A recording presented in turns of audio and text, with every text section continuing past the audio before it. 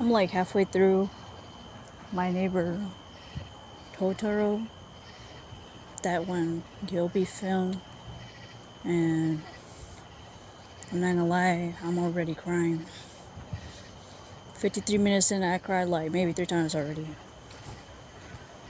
Why? I think it's because I see a lot of people's lost childhoods in that movie, because we have the older sister who's already having to face all these responsibilities because the dad's busy and he's not taking care of them as well as he should be. And I get it, I mean, what can you do? Daughters are always raised to be parentified into acting like adults at such a young age. They barely have time to be kids. And then we have May, and I think she represents that entire piece of lost childhood. I haven't watched the entire thing yet, but I just want to say I cried so hard when I came across that one scene where, what did I cry for again?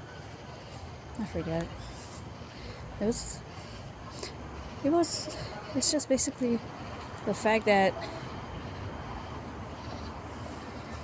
I never got to be that free, or at least I don't remember as a child being able to just run around, not having to worry about things your parents would tell you. They wouldn't tell you that to scare you. They just, they just want what is best for you. But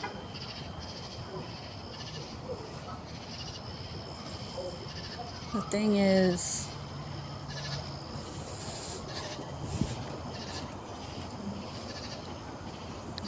my fault. I didn't know if anybody was in that car.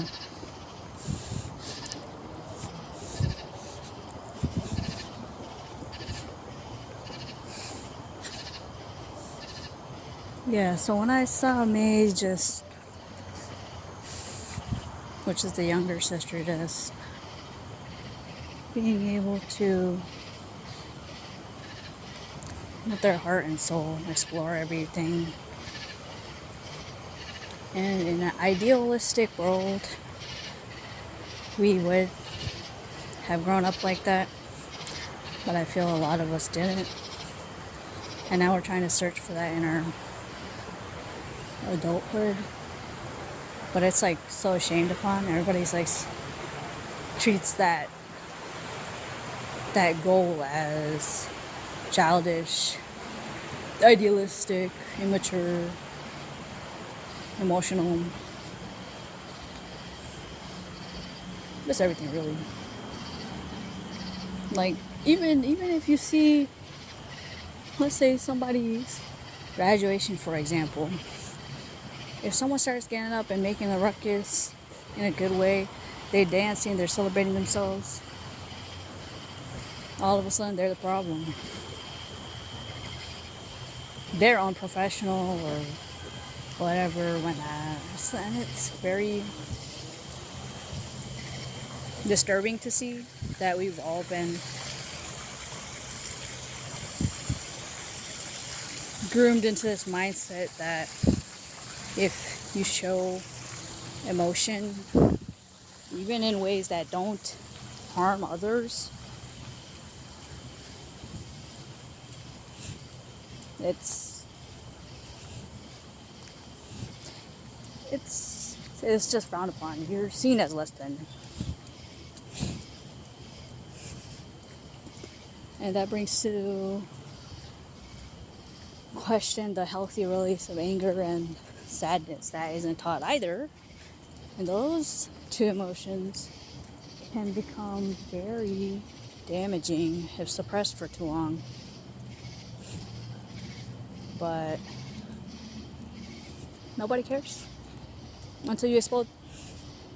And then all of a sudden it's like, oh, we saw the mood change, we saw how quiet you got, we saw that you were struggling, but nobody says anything during that time. You're lucky. They might ask if you're okay like once or twice. But that doesn't really do anything, because a lot of times they're asking that out of politeness, performative kindness. They're not actually there to hear your problems. So you give them a short little confirmation that yeah, you're alive, or in other words, I'm fine, or I'm good, I'm okay, and you move on with your day. You know. But, I mean, I'm just saying basic shit right now. I'm sure everybody knows how to.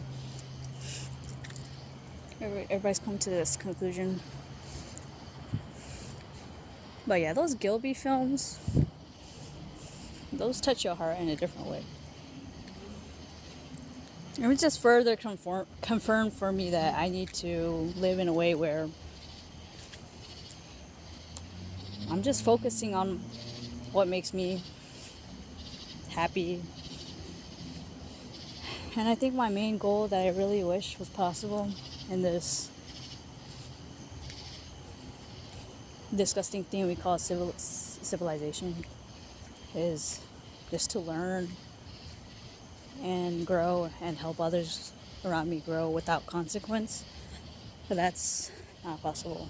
You can't do that without stepping on people's egos, without getting squashed by hierarchy, because that mindset alone is seen as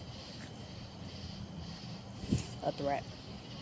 You could even go in and be like, hey, I don't want any credit, I just want to learn. And they'll still feel threatened. Like, you can't win. So either you stay quiet and you keep your head down, and you conform to stay in your lane, you know, all that bullshit. Or you use a lot of brain power and time and patience, which does cost you, I feel, health-wise. Even if you say it's strategic, because you're still suppressing things just to strategically move. I'm sure you could find ways to express yourself in justified ways, even in their fucked up system. But just figuring that out is gonna cost you, you know? So it's like, I don't want to play that game in the first place. And that comes to the other way of playing the game, which is to literally crash the fuck out and then you get fired from the game, right? And you can choose not to play it.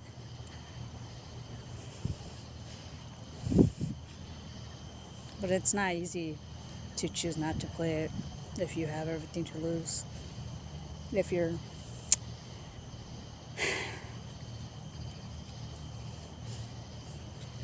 yeah, like I said, I'm saying basic shit again.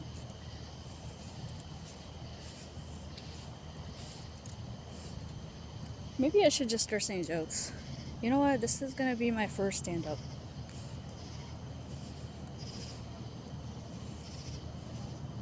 I'm just kidding. Okay, you know what? Let's never do that again.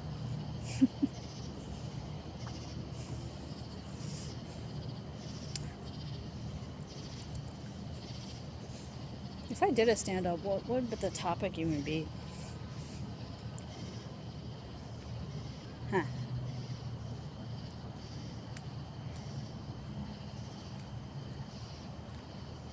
I guess you can make the topic like, I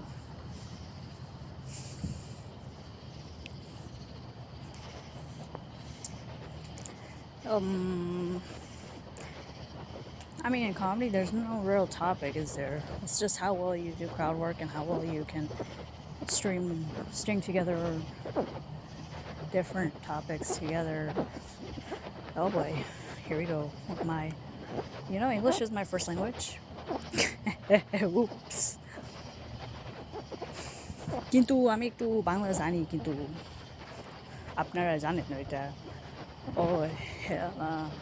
Okay, now all the people are Bang. And that's gonna be completely justified. You know what?